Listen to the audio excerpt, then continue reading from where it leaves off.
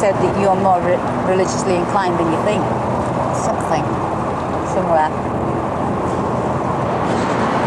So how much does being a Jehovah's Witness actually help you? Oh, a great deal.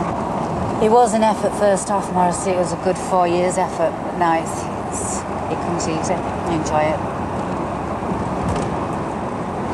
And you know I like people, many other actually. people who are Jehovah's Witnesses? Oh, yeah. It certainly is. There's 3.5 million of us. I have always admired Viv Nicholson because of her background and the way she fought against her background of total poverty and practical destitution. I was happy in the haze of a drunken hour, but heaven knows I'm miserable now. Her whole story of winning the polls and her husband's dying and the disasters that followed and the way the newspaper tabloids haunted her and tried to drag her down and decry her as an individual. But constantly, through the face of this disaster, she had a remarkable resilience and fortitude and humour and a great sense of living, which I think is quite rare. When the money's gone down, I come down, you know. You can only be there if you've got it, so you come down in stages, and that's how I got down to where I am. It's the rock bottom now. But I'm enjoying it. I just feel trapped, you know. And it's nice to say, would you like to come to London to sit with Morrissey in a car, you know? And, Surely. It gets me out. In my life, oh, why do I give valuable time to people who don't care if I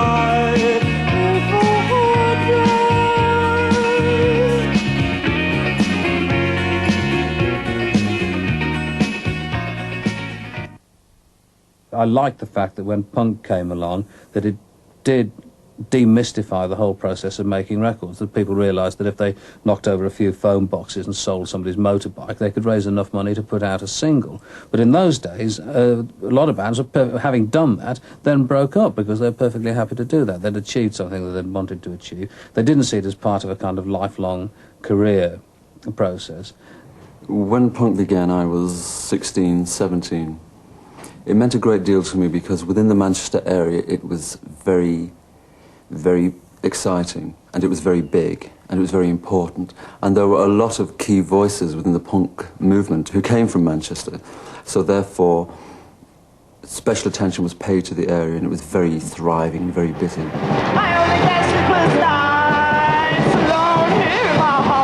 Here were people practically in one's own backyard who were suddenly known throughout the country, because there you could see possibilities for yourself, if you like. What do I get? Oh, what do I get? Tricky guitar solo.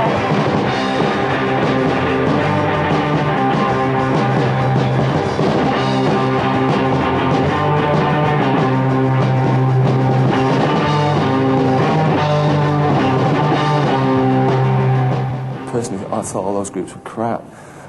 Because it was at a time when I was getting into crafting songs and writing chord changes and moving things towards middle eights and all those technical building of songs kind of techniques.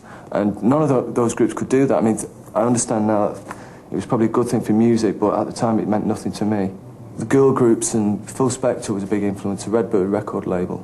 That was really my main inspiration in trying to play the music that we ended up playing. Get away from particularly synthesizer duo kind of music. Drum machine orientated disco music was quite a big thing even then. And I was delving into the Redbird collection. A lot of Leiber and Stoller stuff, mainly. They were and probably still are my favourite writers. There was one day Joe Moss gave me a video which was really important to us now of a Leiber and Stoller interview. It was, as I said, we were a really big influence.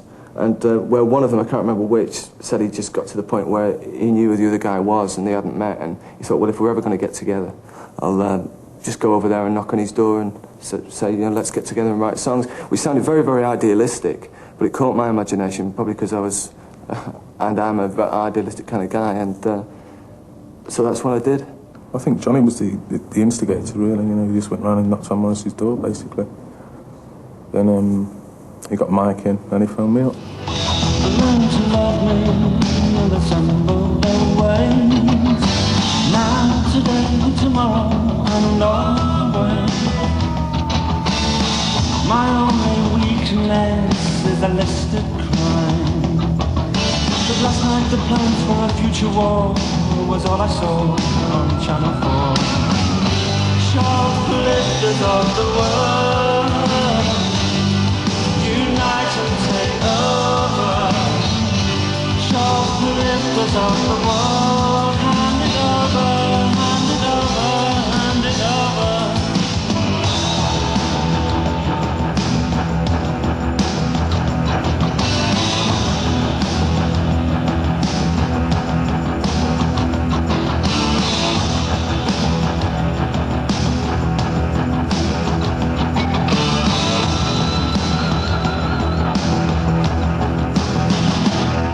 The way our relationship worked right from the word off, without getting too soody about it, was that I saw a lot of good things, obviously, in him that I didn't see myself, and vice versa.